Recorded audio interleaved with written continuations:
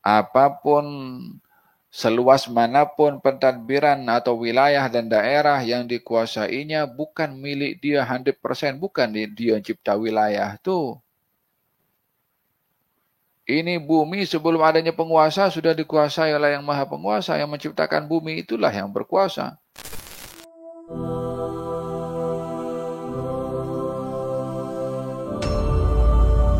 Diingatkan oleh Allah Subhanahu wa taala bila memiliki kekuasaan mendirikan salat. Yani maksudnya apa?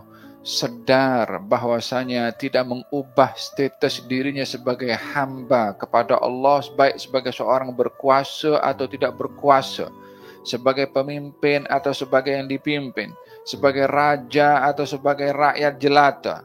Aqamus shalah, mendirikan salat. Yang mendirikan salat hanya orang biasa ke? Semua. Yang muslim, yang mukmin beriman kepada Allah apapun statusnya, mendirikan salat sebagai tanda bahwasanya dirinya hamba kepada Allah walaupun sebagai penguasa. Wa atawuz zakat, terkait dengan harta. Selalunya orang kalau sudah memiliki kekuasaan yang difikirkan adalah keuntungan dari segi material. Sebagai seorang penguasa tertinggi mesti ada, atau yang memiliki jawatan mesti ada pendapatan yang baik juga, yang tinggi juga. Maka diingatkan di sini hasil pendapatan yang didapat bukan untuk bermewah-mewah, tetapi diperhatikan juga hak fakir miskin pada zakatnya, sehingga ketika berkuasa tidak hanya memikirkan hal kepentingan untuk dirinya, tetapi kepentingan masyarakat fakir miskin untuk mendapatkan hak mereka daripada harta para penguasa.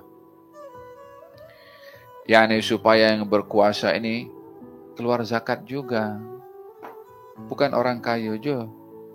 Yang berkuasa kena keluar zakat juga.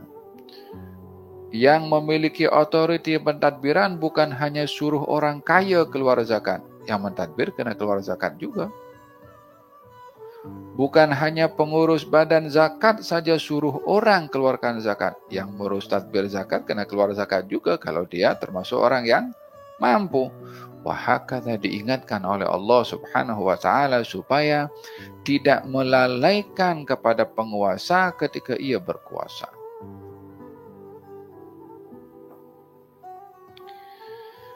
Fahamtum? Alladzina immakkannahum fil ardi aqamus shalah wa atawuz zakah wa amaru bil ma'ruf, mengajak kepada kebaikan dan mencegah kemungkaran. Yani ketika berkuasa tidak menggunakan kuasanya untuk zalim kepada orang, tidak salah guna kuasa. Aku sekarang berkuasa, aku boleh buat apa saja. Tidak. Sejauh manapun seorang itu berkuasa, ia berkuasa di wilayah yang dimiliki oleh yang maha kuasa. Apapun seluas manapun pentadbiran atau wilayah dan daerah yang dikuasainya bukan milik dia 100%, bukan dia cipta wilayah tu. Ini bumi sebelum adanya penguasa sudah dikuasai oleh yang maha penguasa, yang menciptakan bumi itulah yang berkuasa. Alladzina immakkannahum fil ard, mereka itu yakni orang-orang yang diberi amanah pentadbiran oleh Allah Subhanahu wa taala, diberi kekuasaan, kekuatan oleh Allah taala, bila diberi maka dia mendirikan salat.